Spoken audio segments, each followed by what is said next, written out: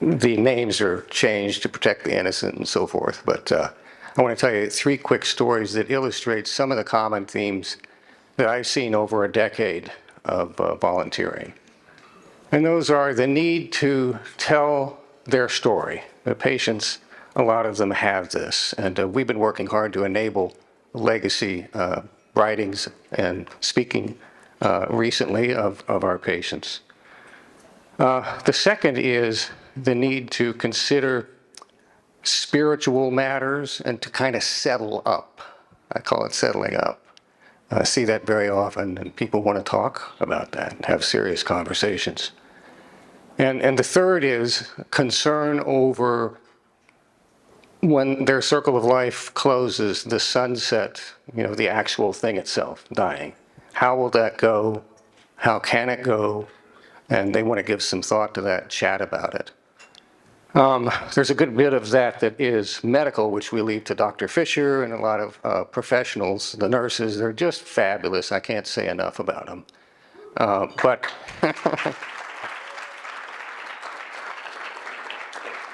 so anyway, 3 quick stories. So Mrs. M was a 94-year-old retired church organist who was in a memory unit locally. And they asked me to visit her weekly. And I often took patients that had an interest in music in one form or the other. And so I did. I started seeing her weekly. I took my boombox with me. And we listened to music, classical music usually was her fare, including the Vivaldi Gloria, which is playing lightly in the background there, which was the piece that I brought to my final visit with her. I'd gotten a call that morning to say that she'd had a significant event the night before. She had vascular dementia, and that I need not visit her. And I had been visiting her for months, and we grew kind of close. So I went, and I played this music, the Vivaldi Gloria, knowing that it was holiday season and she would have played it many times. She began to speak. And she punched her call button, and the nurses put her in a chair about 10 feet away from me. And she proceeded to tell me the story of her life, basically, during the 35 or 40 minutes of the Vivaldi Gloria. It was an astonishing thing. I listened. I asked a few questions, and she went the whole distance, and including being a missionary with her husband in Argentina, playing the Vivaldi Gloria so many times at holiday season. At the end of the piece, she was really tired. And so she punched her button, and the nurses got her back in bed. And I, of course, departed. And I was told later that she passed almost right after I left. So the Vivaldi Gloria was her sunset song. And I was the last person to have a conversation with Mrs. M. I was able to talk with her family, and they were just overjoyed.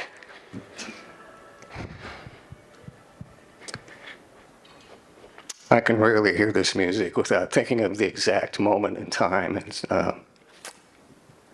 written on my heart, really. Story number 2, Mr. B was on the 10th, I met him on the 10th floor of the Duke Central Tower, where he, as well as I, were receiving chemo for a long time in preparation for a bone marrow transplant. And we ended up overlapping for both things. A total of about 90 days overlap. So we got to know each other, we chatted. He and his wife would stand outside my room every night as I played my keyboard. Of course, I had to have a keyboard with me, right? And they wanted to be that close so they could listen. And so Bob, at one point, his engraftment, his transplant failed. And he asked me to come visit with him, and I did. And we had a very long, very quiet, very spiritual conversation about, is there a next life, all those kind of things. I mostly listened, which is what he needed. And he did believe that there was a next life, a next plane. And at the end, he said, thank you, I really needed to talk about that. And he asked me to come play the piano for him one more time if I could arrange it. So at that time, Pat and I hauled my keyboard and wrestled it up there to the 10th floor with permission. We went in the room, and there were like a lot of people in there. His children, their children, cousins, this, that, and the other thing. At the end of life, hospice permits this, right, for visitation. And so I sat down and started playing. His daughter gave me a list, and it was all Scottish, Irish things, and that was what he loved. And I played for about an hour and a half, which is kind of long. And but the last song was Danny Boy, which you can hear in the background there.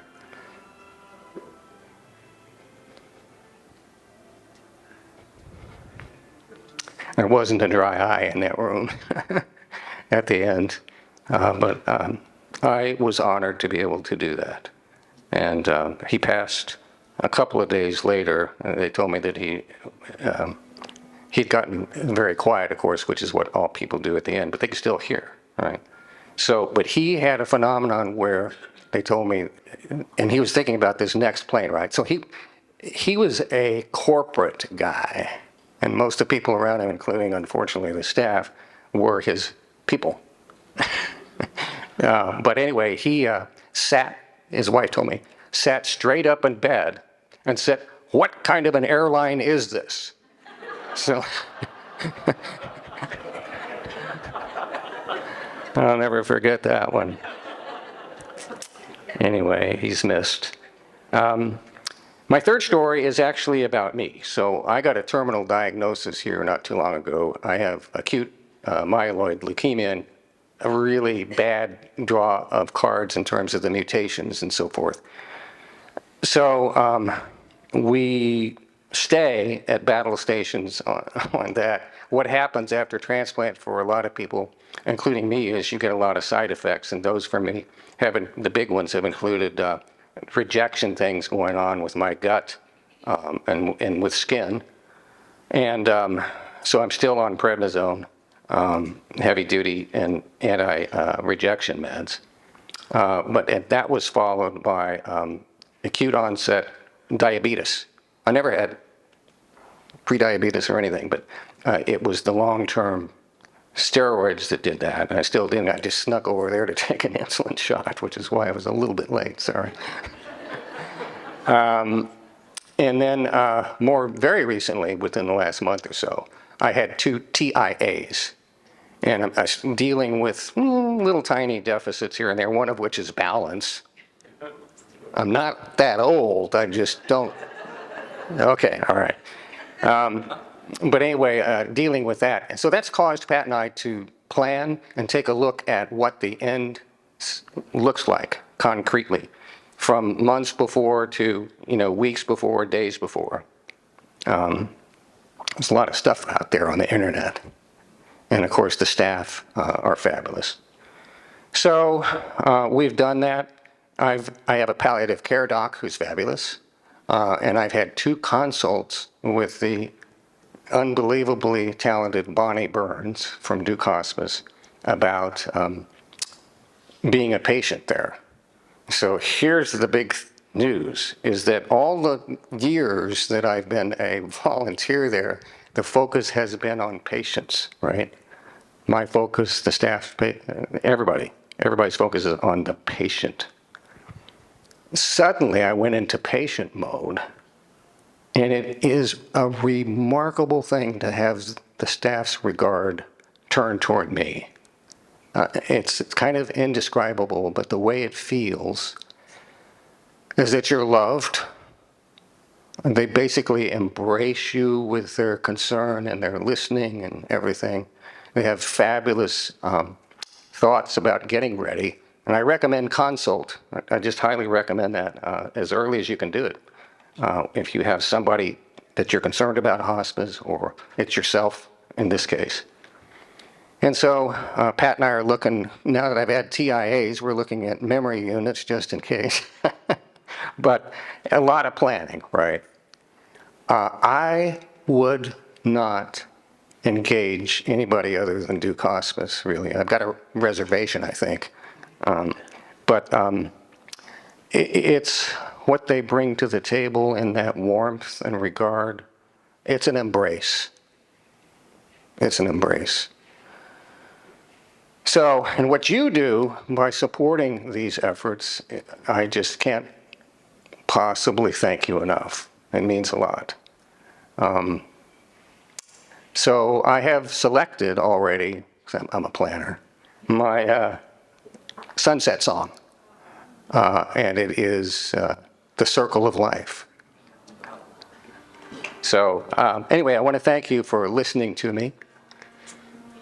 Thank you for your support for this organization. Thank you for being here tonight.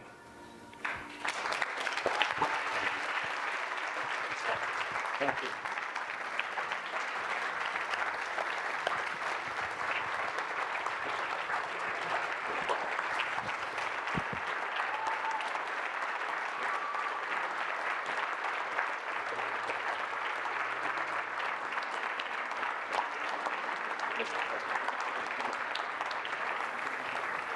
Ladies and gentlemen, one more time for Steve Hodges.